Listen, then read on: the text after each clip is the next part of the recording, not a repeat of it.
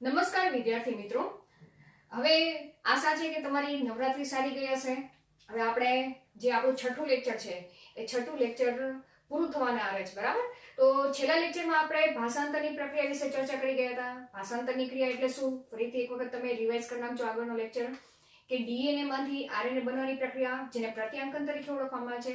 પરંતુ આરએનએ માંથી જે પ્રોટીન બનવાની પ્રક્રિયા છે, જેને આપણે ભાષાંતરની ક્રિયા કહીએ છીએ, તો કઈ રીતે આરએનએ માંથી પ્રોટીન નિર્માણ પામે છે તે પ્રક્રિયા આપણે ગયા લેક્ચરમાં પૂર્ણ કરી હતી, બરાબર? હવે આ જે છઠ્ઠું ચેપ્ટર છે એ છઠ્ઠા ચેપ્ટરમાં બે ટોપિક જ આપણે બાકી છે. એક તો હ્યુમન જીનોમ પ્રોજેક્ટ, જેના વિશે આજે આપણે ચાલુ કરવાના છીએ, અને બીજો ટોપિક છે ડીએનએ ફિંગરપ્રિન્ટિંગ, બરાબર? એ છેલ્લો ટોપિક છે, ત્યાં આપણું આ છઠ્ઠું ચેપ્ટર પૂર્ણ થશે. તો સૌથી પહેલા આપણે તો હ્યુમન જીનોમ પ્રોજેક્ટ વિશે ચર્ચા કરી, જેને ગુજરાતીમાં પણ આપણે જીનોમ પ્રોજેક્ટ કહીએ છીએ. ઇંગ્લિશમાં શોર્ટ ફોર્મ તરીકે લખવું હોય તો આપણે HGP, H એટલે હ્યુમન, G એટલે જીનોમ અને P એટલે પ્રોજેક્ટ તરીકે ઓળખવામાં આવે છે. તો હવે આ શું છે? એક પ્રકારનો પ્રોજેક્ટ છે, બરાબર? જે વૈજ્ઞાનિકો દ્વારા સંશોધન કરીને નિર્માણ કરવામાં આવેલો છે પ્રોજેક્ટ.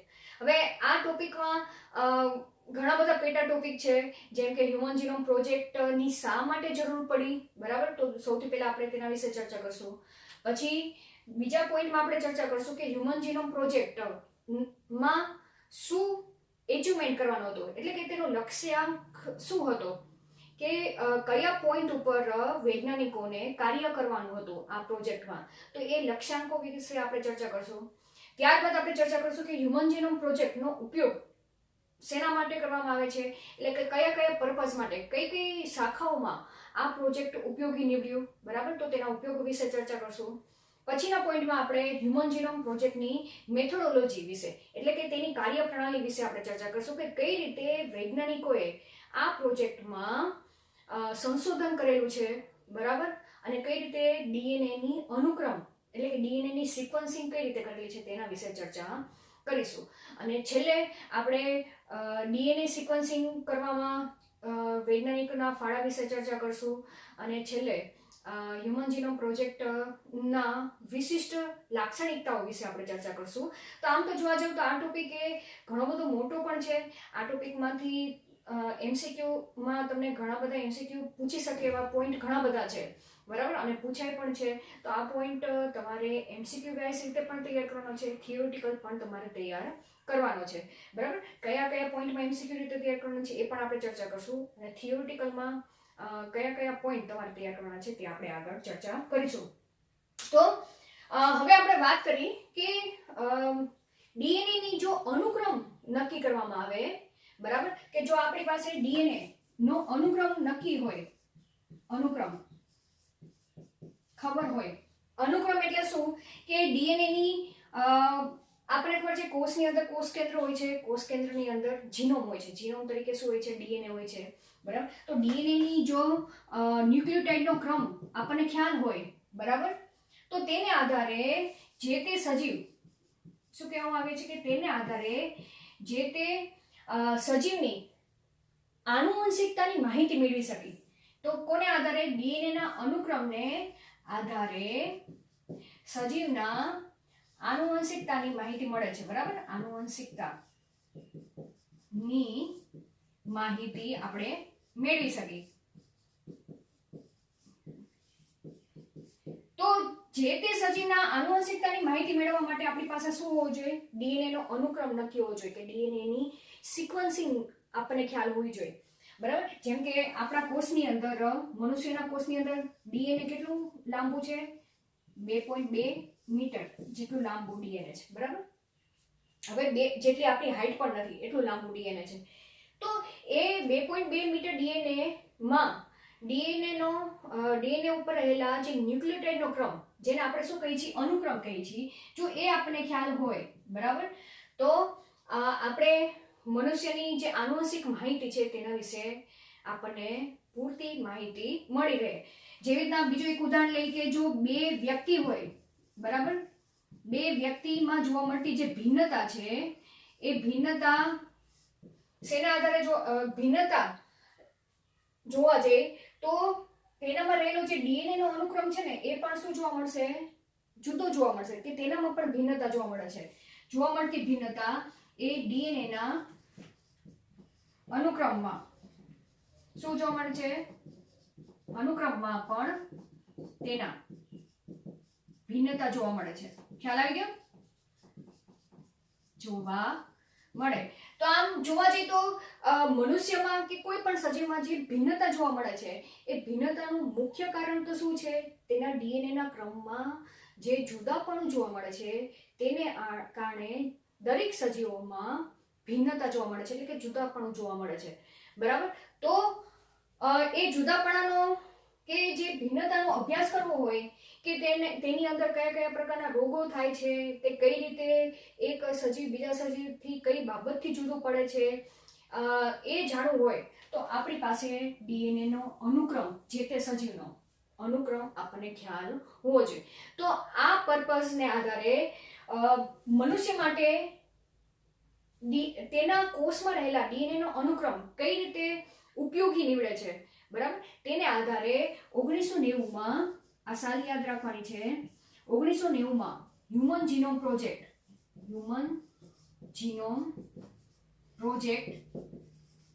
શું કરવામાં આવ્યો? શરૂ કરવામાં આવ્યો. ખ્યાલ આવી ગયો? શા માટે હ્યુમન જીનોમ પ્રોજેક્ટની શરૂઆત કરવાની જરૂર પડી? કારણ કે ડીએનએ નો અનુક્રમ ખ્યાલ હોય તો જે તે સજીવની સંપૂર્ણ આનુવંશિક માહિતીનો આપણે ખ્યાલ મેળવી શકીએ. તેના માટે 1990માં હ્યુમન જીનોમ પ્રોજેક્ટ શરૂઆત કરવામાં આવી. અને ખાસ કરીને જોવા જઈએ તો આ પ્રોજેક્ટમાં જે જીનેટિક એન્જિનિયરિંગ ની મદદથી આ પ્રોજેક્ટ પૂર્ણ કરવામાં આવ્યો. બરાબર? તો હવે આપણે ચર્ચા કરી HGP. હવે હું આખું ફૂલ ફોર્મ નહીં લખું, બરાબર? આ જ રીતે લખીશ HGP. એ હ્યુમન જીનોમ પ્રોજેક્ટ એક તો કેવો હતો? મેગા પ્રોજેક્ટ તરીકે ઓળખવામાં આવ્યો તેને. મેગા પ્રોજેક્ટ, બરાબર, કે ખૂબ જ મોટો પ્રોજેક્ટ હતો. અને આ પ્રોજેક્ટમાં ઘણા બધા વૈજ્ઞાનિકો પણ સામેલ હતા. જુદા જુદા દેશના વૈજ્ઞાનિકોએ પણ આ પ્રોજેક્ટમાં પાર્ટિસિપેટ થયા હતા. તો સૌપ્રથમ આ જે મેગા પ્રોજેક્ટ છે એ ક્યાં સ્થાપિત કરવામાં આવ્યો? તો આ બધા તમારે આ જે પોઈન્ટ છે એ પોઈન્ટ તમારે એમસીક્યુ રીતે તૈયાર કરવાના છે. બરાબર? અને આ પ્રોજેક્ટ જોવા જઈએ તો આંતરરાષ્ટ્રીય ક્ષેત્રે પ્રોજેક્ટ શરૂ કરવામાં આવ્યો. બરાબર? કે કોઈ રાષ્ટ્ર પૂરતું સીમિત નહોતો. આ પ્રોજેક્ટમાં જુદા જુદા સ્ટેટના લોકો, બરાબર, સંકળાયેલા હતા. અને આનો ખર્ચો આપણે જોવા જઈએ તો ખર્ચો પણ એટલો બધો હતો. બરાબર? પરંતુ ખાસ કરીને જોવા જઈએ તો લગભગ શા માટે આંતરરાષ્ટ્રીય ક્ષેત્રે અને શા માટે મેગા પ્રોજેક્ટ તરીકે ઓળખવામાં આવે છે? તો આપણે તેને ખર્ચના હિસાબે ચર્ચા કરવા જઈએ તો આપણે જોવા જઈએ તો આપણા હ્યુમન જીનોમમાં કેટલા ન્યુક્લિયોટાઇડ બેઝ પેર આવેલા છે? 3 × 10⁹ બેઝ પેર આવેલા છે. બરાબર? હું આનું કારણ સમજાવું છું કે શા માટે મેગા પ્રોજેક્ટ છે. બરાબર? તમને આ ખ્યાલ હોવો જોઈએ. જો અહીંયા બેઝ પેર કીધી છે એટલે કે બેઝ જોડ. જો તમને એમ જ કે કેટલા ન્યુક્લિયોટાઇડ આવેલા છે તો તમારે શું યાદ રાખવાનું? 6 × 10⁹. પણ બેઝ પેર કીધી છે, બરાબર, કે બેઝની જોડ, તો તમારે આવશે 3 × 10⁹ બેઝ પેર. હવે એક બેઝ પેર સંશોધન પાછળ 3 US ડોલર, બરાબર, આ રીતે તમારે લખવાનું. 3 US ડોલરનો ખર્ચ હતો. બરાબર? કેટલો હતો? 3 ડોલરનો ખર્ચ. એક બેઝ પેર સંશોધન પાછળ કેટલો ખર્ચ થતો હતો? 3 US ડોલરનો. બરાબર? તો આપણે કેટલા જીનોમ આવેલા છે, કેટલા બેઝ પેર આવેલા છે? 3 × 10⁹. બરાબર? તો કમ્પ્લીટ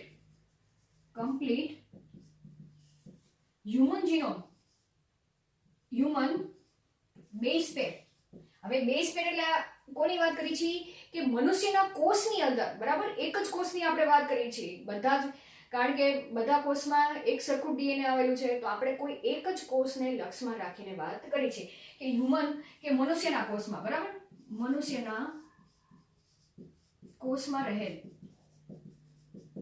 રહેલ બેઝ પેર માટે કેટલો ખર્ચ અંદાજિત ગણવામાં આવ્યો? 9 બિલિયન યુએસ ડોલર નોંધવામાં આવ્યો. બરાબર. તો આ રકમ એટલી બધી મોટી હતી કે કોઈ એક દેશને પરવડે તેમ ન હતું. તેથી આ પ્રોજેક્ટમાં ઘણા બધા આંતરરાષ્ટ્રીય ક્ષેત્રે આને સંશોધન ફેલાવવામાં આવ્યું કે થોડું કામ આ દેશના લોકો કરે, થોડું કામ આ દેશના લોકો કરે, પછી બધાના કામો ભેગા કરીને તેને કોઈ એક જ ડેટાબેઝમાં તેને સંગ્રહ કરવાનો.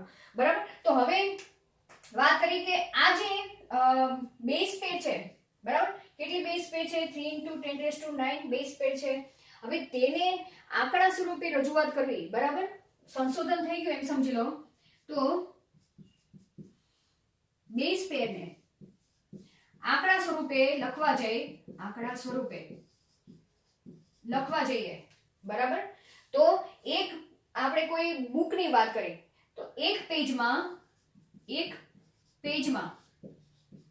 કેટલા આંકડા સમાય? 1000 આંકડા દર્શાવવામાં આવે. બરાબર. કે 1000 બેઝ પેર દર્શાવવામાં આવે એક જ પેજની અંદર આપણે લખવા જઈએ. તો એવી એક બુકમાં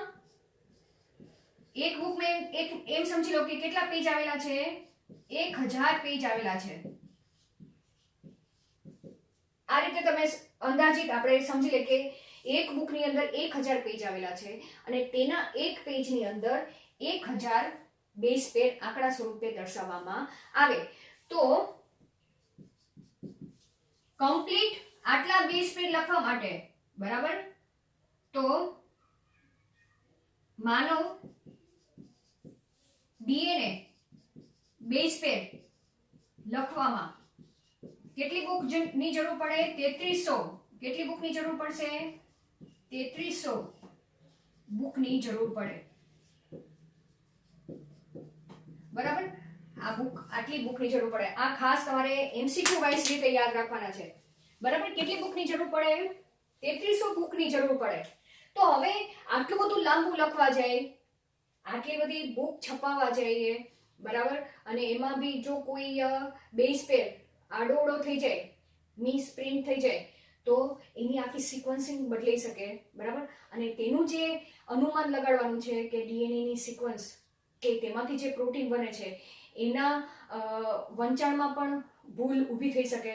બરાબર. તો આવું ઊભું ન થાય તો જે મેગા પ્રોજેક્ટ છે એ મેગા પ્રોજેક્ટમાં જે આ જે આંકડા છે એ આંકડા કોઈ સોફ્ટવેરમાં કન્વર્ટ કરવામાં આવે. બરાબર. અને તે સોફ્ટવેર ડાયરેક્ટ કોમ્પ્યુટર સાથે કોમ્પ્યુટરાઇઝ સોફ્ટવેર એ બનાવવામાં આવે તો તેને સરળતાથી આપણે કોમ્પ્યુટરમાં સ્ટોર પણ કરી શકીએ. બરાબર. જ્યારે વાંચવું હોય ત્યારે તેને વંચાણમાં પણ લઈ શકીએ અને તેનું વિશ્લેષણ પણ કરી શકીએ. બરાબર. અને જ્યારે આંકડાની કે માહિતીની જરૂર પડે ત્યારે તમે તે સોફ્ટવેર ઓપન કરો તો તમે તે માહિતી સરળતાથી મેળવી શકો. ખ્યાલ આવી ગયો શું કહું છું? તો આ જે ક્ષતિ ઊભી થાય તે ક્ષતિને દૂર કરવા માટે તે સમયે, બરાબર, તે સમયે એક વિજ્ઞાનની નવી શાખાનો ઉદ્ભવ થયો. બરાબર. ખ્યાલ આવે છે શું કહેવા માંગુ છું? તે સમયે બાયોઇન્ફોર્મેટિક્સ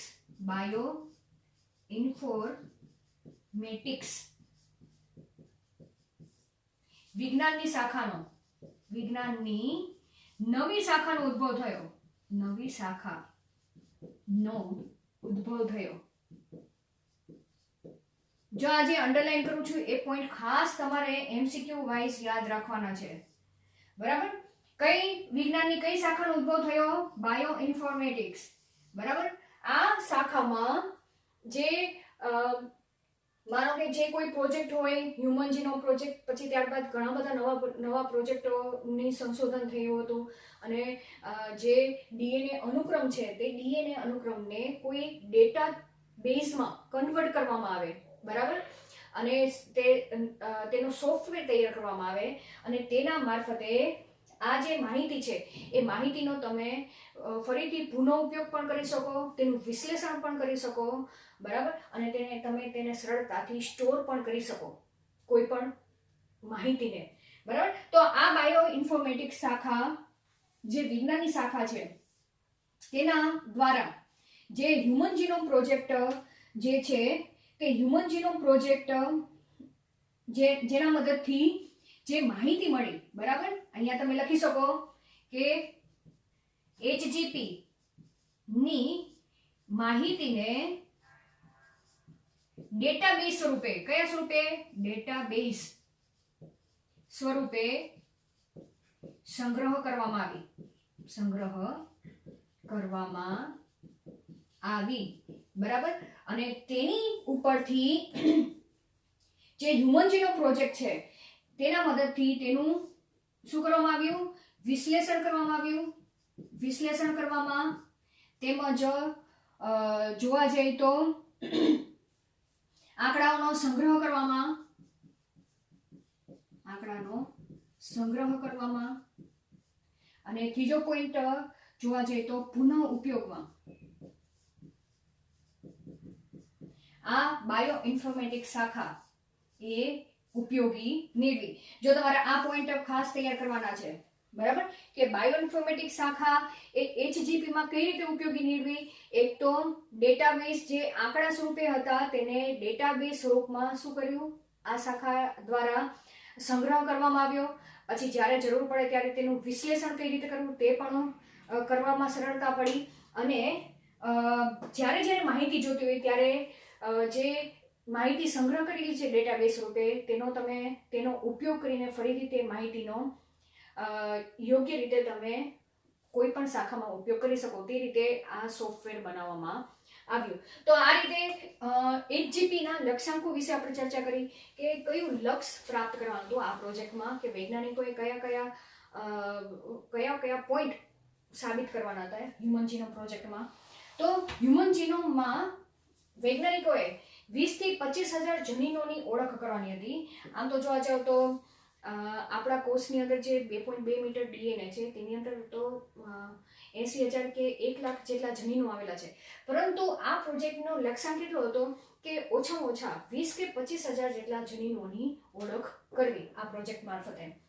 ત્યાર પછી સાબિત કરવાનું હતું કે જે હ્યુમન જીનોમ, કે આખું જે 2.2 મીટર જેટલું મનુષ્યના કોષમાં રહેલું જે DNA છે એ DNA કે જીનોમ, બરાબર, હ્યુમન જીનોમ તે શેની બનેલી છે? ન્યુક્લિયોટાઇડની બનેલી છે, બરાબર. તો તેને બનાવતી જે 3 બિલિયન જે બેઝ જોડ આવેલા છે, બરાબર, કેટલા જોડ આવેલા છે? 3 બિલિયન જે બેઝ જોડ આવેલા છે તેનો અનુક્રમ નક્કી કરવાનો, બરાબર, કે તેનો ક્રમ ઓળખવાનો એટલે કઈ રીતે? જેમ આપણે કહીએ છીએ ને A પછી B આવે, B પછી C, D, E, F, G, તો A to Z જે સિક્વન્સ છે એવી જ રીતના દરેક સજીવના કોષમાં જે જીનોમ રહેલું છે, જેમ કે આપણે આ જે પ્રોજેક્ટ છે એ મનુષ્યને લગતો જ પ્રોજેક્ટ છે તેના જીનોમને ઓળખવાનો. તો તેની DNA ના ક્રમમાં ન્યુક્લિયોટાઇડનો જે અનુક્રમ કયો છે તે નક્કી કરવાનું હતું. એટલે કે હ્યુમન જીનોમને બનાવતી જે 3 બિલિયન રાસાયણિક બેઝ જોડ આવેલી છે, રાસાયણિક નો યાદ રખાય ને બેઝ જોડ તો યાદ રહેશે, તેના ક્રમને ઓળખવી તે આ હ્યુમન જીનોમ પ્રોજેક્ટનો એક મુખ્ય લક્ષ્ય હતો, સેકન્ડ લક્ષ્ય, બરાબર. હવે જે માનો કે 3 બેઝ જોડને ઓળખી હતી કે DNA નો અનુક્રમ આ પ્રમાણે છે કે DNA 2.2 મીટર જેટલું લાંબુ DNA છે, તો તેમાં 11મો જે ક્રમ છે ન્યુક્લિયોટાઇડનો તેનો માનો કે એડેનિન આવેલો છે કે થાઇમિન આવેલો છે. તો જે અનુક્રમ જે પ્રયોગો દરમિયાન જે મળેલા છે, બરાબર, કે તો તેને આગળ આપણે ચર્ચા કરી ગયા કે તેને જો બુકમાં લખવા જાય તો એ અનુક્રમ લખતા તો ઘણા વર્ષો નીકળી જાય, બરાબર, ઘણી બધી બુક પણ છાપવી પડે અને તે દરમિયાન ઘણી બધી ક્ષતિઓ પણ ઊભી થાય. તો તે ક્ષતિને દૂર કરવા માટે તેને શેમાં રૂપાંતર કરી? આ માહિતીને ડેટાબેઝમાં તેનો સંગ્રહ કરવો તે પણ આ પ્રોજેક્ટનો લક્ષ્ય હતો. એટલે કે માહિતીને કોમ્પ્યુટરાઇઝ્ડ ડેટાબેઝમાં રૂપાંતર કરવી, બરાબર. પછી જે માહિતી ડેટાબેઝ સ્વરૂપે રૂપાંતર કરેલી છે બાયોઇન્ફોર્મેટિક્સ શાખા દ્વારા, તો તે માહિતીનું જે વિશ્લેષણ ગમે ત્યારે પણ કરવામાં આવે, બરાબર, તે વિશ્લેષણ માટે જુદા જુદા ઉપકરણોમાં પણ શું કરવામાં આવે, સુધારા કરવામાં આવે. આ પણ લક્ષ્યમાં હતું. તેના સિવાય સંબંધિત માહિતીને, હવે જે માહિતી તૈયાર થઈ ગઈ હોય, બરાબર, હ્યુમન જીનોમ પ્રોજેક્ટમાં, અને તો તે માહિતીને ઇન્ડસ્ટ્રીઝ જેવા પ્રાઇવેટ સેક્ટરમાં તેને રૂપાંતરિત કરી, આ એનો એક છેલ્લો લક્ષ્ય હતો.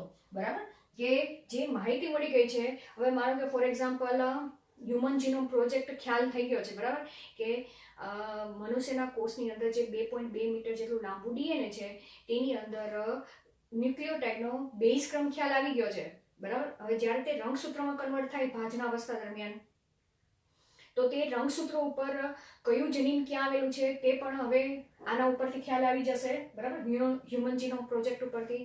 તો હવે માનો કે કોઈ વ્યક્તિને ડાયાબિટીસ છે, તો ડાયાબિટીસ માટે જવાબદાર જે જનીન છે એ જનીન કયા રંગસૂત્રો ઉપર આવેલું છે તે હ્યુમન જીનોમ પ્રોજેક્ટ ઉપરથી ખ્યાલ આવી જશે, બરાબર. તો જે ડાયાબિટીક પર્સન છે એ ડાયાબિટીક પર્સનમાં આ હ્યુમન જીનોમ પ્રોજેક્ટ ઉપરથી ખ્યાલ આવી ગયો કે તેની આ રંગસૂત્રો પર આ પ્રકારનું ઇન્સ્યુલિન માટેનું જવાબદાર જનીન છે, એ જનીનનો જે કયો ન્યુક્લિયોટાઇડના કયો ફેરફાર થયો છે વિકૃતિના કારણે કે કોઈ પણ કારણે કે જેને કારણે તે વ્યક્તિમાં ઇન્સ્યુલિન બનતું નથી, તો તે હ્યુમન જીનોમ પ્રોજેક્ટ સાથે તેનું જીનોમ સરખામણી કરવામાં આવશે, બરાબર. અને તેના ઉપરથી ઇન્સ્યુલિનની જે દવા છે તે દવા પણ તૈયાર કરવામાં આવે, બરાબર. અને તેના આધારે કોઈ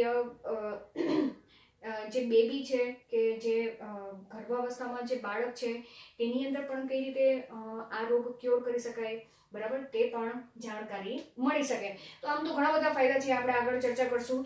પણ શું કહે છે કે ઇન્ડસ્ટ્રીઝ જેવા પ્રાઇવેટ સેક્ટરમાં પછી ઇન્સ્યુલિન કઈ રીતે બનાવવું, ઇન્સ્યુલિન એ ખબર પડી કે ઇન્સ્યુલિન નથી બનતું, બરાબર, તેના શરીરમાં, તો ઇન્સ્યુલિન ક્યાં પછી બનાવવામાં આવે છે, ઇન્ડસ્ટ્રીઝ લેવલ ઉપર.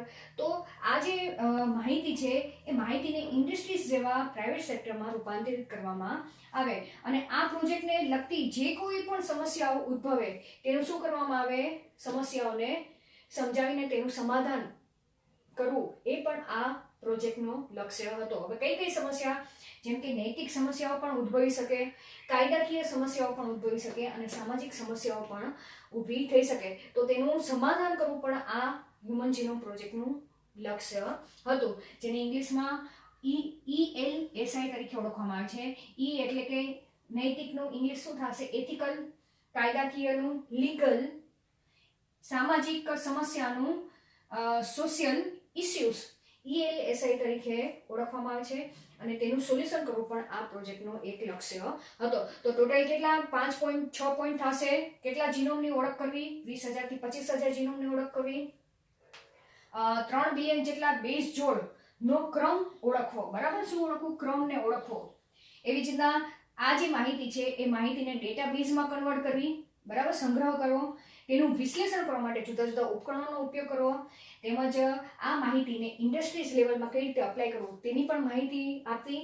તેની સાથે સાથે કોઈ પણ સમસ્યા ઉદ્ભવે, જેમ કે નૈતિક, કાયદાકીય અને સામાજિક વ્યવસ્થા ઉદ્ભવે, તો તેને સમાધાન કરો અને તેને સમજાવી, તે પણ આ HGP નું લક્ષ્યાંક હતું. હવે HGP પ્રોજેક્ટ છે એ ક્યારે શરૂ કરવામાં આવ્યો, 19ની સાલમાં શરૂ કરવામાં આવ્યો, બરાબર. અને આ પ્રોજેક્ટનું જે લક્ષ્યાંક છે એ લક્ષ્યાંક 13 વર્ષની યોજના હતી, એટલે કે 13 વર્ષમાં પૂર્ણ કરવાનું હતું. એટલે કે કઈ સાલમાં પૂર્ણ કરવાનું હતું, 2003ની સાલમાં પૂર્ણ કરવાનું હતું, પરંતુ કોઈ કારણસર આ જે પ્રોજેક્ટ છે એ 2006માં પૂર્ણ કરવામાં આવ્યો. હવે શરૂઆત, આ પ્રોજેક્ટની શરૂઆત એ યુએસમાં કયા ડિપાર્ટમેન્ટમાં, આ ડિપાર્ટમેન્ટનું નામ તમારે MCQ રીતે યાદ રાખવાનું છે, યુએસમાં આવેલું ડિપાર્ટમેન્ટ ઓફ એનર્જી અને નેશનલ ઇન્સ્ટિટ્યૂટ ઓફ હેલ્થ, બરાબર, ત્યાં આ પ્રોજેક્ટની શરૂઆત કરવામાં આવી હતી. કયા ડિપાર્ટમેન્ટમાં, ડિપાર્ટમેન્ટ ઓફ એનર્જી અને નેશનલ ઇન્સ્ટિટ્યૂટ ઓફ હેલ્થ, યુએસમાં આવેલું છે, ત્યાં આ પ્રોજેક્ટની શરૂઆત કરવામાં આવી. ત્યારબાદ આપણે આગળ ચર્ચા કરી ગયા કે આ પ્રોજેક્ટ એક તો મેગા પ્રોજેક્ટ છે, ખર્ચાળ પણ ઘણો બધો છે, તેથી તેની સાથે અન્ય દેશોની ભાગીદારી પણ આ પ્રોજેક્ટમાં કરવામાં આવી. તો આ પ્રોજેક્ટમાં ભાગીદારીમાં સૌપ્રથમ, એટલે કે પ્રારંભમાં યુકેમાં આવેલું જે વેલકમ ટ્રસ્ટ છે તે આ પ્રોજેક્ટમાં તેને પોતાની ભાગીદારી કરી, બરાબર. પછી ત્યાર પછી આ પ્રોજેક્ટની અંદર અન્ય દેશો પણ સંકળાયેલા જોવા મળ્યા, જેમાં જોવા જઈએ તો જાપાન છે, ફ્રાન્સ છે, ચીન છે, તેમજ અન્ય દેશો પણ સંકળાયા. એટલે કે આ જે પ્રોજેક્ટ છે તેનું કામ જુદા જુદા આંતરરાષ્ટ્રીય સ્તરે તેને વિભાજિત કરવામાં આવ્યું અને ત્યાં રહેલા જે સાયન્ટિસ્ટો છે તે પોતાનું કામ પૂર્ણ કર્યું, બરાબર. હવે જો તેની ઉપયોગિતા જોવા જઈએ તો આ જે પ્રોજેક્ટ છે એ પ્રોજેક્ટની ઉપયોગિતામાં તો ખાસ હ્યુમન જીનોમ પ્રોજેક્ટ હતું, એટલે કે માનવીના કોષમાં રહેલા ડીએનએ ની સિક્વન્સિંગ ખબર પડી ગઈ છે. તો ઘણા બધા જે રોગો છે એ રોગો શેને કારણે થતા હશે એ તો આપણને ખબર જ છે કે કોઈ પણ રોગ માટે જવાબદાર શું છે, તેની ડીએનએના અનુક્રમમાં કોઈ ફેરફાર થયો હશે, એટલે કે વિકૃતિ થઈ હશે, જેને કારણે રોગ થયો હશે, બરાબર. તો સિક્વન્સિંગ ખ્યાલ હશે તો આપણે તે રોગનું નિદાન પણ કરી શકીશું. તો સૌથી મહત્વનો ઉપયોગ તો માનવીમાં જોવા મળતા જે હજારો અનિયમિતતા છે, એવી ઘણી બધી અનિયમિતતા છે, બરાબર, તેની ઓળખ પણ આ હ્યુમન જીનોમ પ્રોજેક્ટ દ્વારા ઓળખ પણ ખબર પડી. તેના સિવાય કઈ રીતે સારવાર કરવી, તેની નિદાન કઈ રીતે કરવું તેની પણ આ પ્રોજેક્ટ દ્વારા માહિતી પ્રાપ્ત થઈ અને કઈ રીતે અટકાવી શકાય તે પણ માહિતી પ્રાપ્ત થઈ. તો કઈ રીતે યાદ રાખશો, માનવીમાં જોવા મળતી હજારો અનિયમિતતાની ઓળખ, સારવાર અને અટકાવવાની માહિતી આ પ્રોજેક્ટ દ્વારા પ્રાપ્ત થઈ. તેના સિવાય જોવા જઈએ તો સ્વાસ્થ્ય સુરક્ષામાં, કૃષિમાં તેમજ ઉર્જા ઉત્પાદનમાં, પર્યાવરણીય સુધારાની દિશામાં સમાધાન મળ્યું આ પ્રોજેક્ટ દ્વારા. હવે આ પ્રોજેક્ટ પૂર્ણ થઈ ગયા બાદ ઘણા બધા સજીવોની ડીએનએ નો અનુક્રમ માટે ઘણા બધા પ્રોજેક્ટો પછી અમલમાં આવ્યા. તેના દ્વારા બેક્ટેરિયા છે, યીસ્ટ છે, ડ્રોસોફિલા છે, તેમજ વનસ્પતિ તરીકે જોવા જઈએ તો ડાંગર છે, એરાબીડોપ્સિસ વગેરેના અનુક્રમો વિશેની જાણકારી પણ અન્ય પ્રોજેક્ટો દ્વારા ત્યારબાદ ખ્યાલમાં આવી. તો આ બધા તમારે એમસીક્યુ રીતે ખાસ યાદ રાખવાના છે, બરાબર. બીજા કયા સજીવોના અનુક્રમો વિશેની માહિતી હ્યુમન જીનોમ પ્રોજેક્ટ બાદ જાણકારી મળી, તો કયા કયા, બેક્ટેરિયા, યીસ્ટ, ડ્રોસોફિલા, વનસ્પતિ તરીકે ડાંગર અને એરાબીડોપ્સિસ વિશેની માહિતી મળી, બરાબર. તો અહીં અત્યારે આપણે હ્યુમન જીનોમ પ્રોજેક્ટ શું છે, શા માટે તેની જરૂર પડી, હ્યુમન જીનોમ પ્રોજેક્ટના કયા કયા લક્ષ્યાંકો છે, તે પ્રોજેક્ટનો સમયગાળો શું છે, બરાબર, અને બાયોઇન્ફોર્મેટિક્સ શાખા શું છે, તેના સિવાય કયા કયા દેશો સૌપ્રથમ ક્યાંથી શરૂઆત કરવામાં આવી, ત્યારબાદ આ પ્રોજેક્ટમાં કયા કયા દેશોની ભાગીદારી હતી, બરાબર, તેની ઉપયોગિતા શું છે, અને હ્યુમન જીનોમ પ્રોજેક્ટ બાદ કયા સજીવોના ડીએનએ જીનોમ અનુક્રમ વિશેની જાણકારી પ્રાપ્ત થઈ, તેના વિશે અત્યાર સુધી આપણે ચર્ચા કરી. હવે નેક્સ્ટ લેક્ચરમાં આપણે હ્યુમન જીનોમ પ્રોજેક્ટ ની જે બે પદ્ધતિ છે, બરાબર, કઈ રીતે કરવામાં આવ્યો અને તેનું સિક્વન્સિંગ કયા વૈજ્ઞાનિકે કરેલું અને તેના વિશિષ્ટ લાક્ષણિકતાઓ વિશે આપણે નેક્સ્ટ લેક્ચરમાં ચર્ચા કરીશું. Thank you.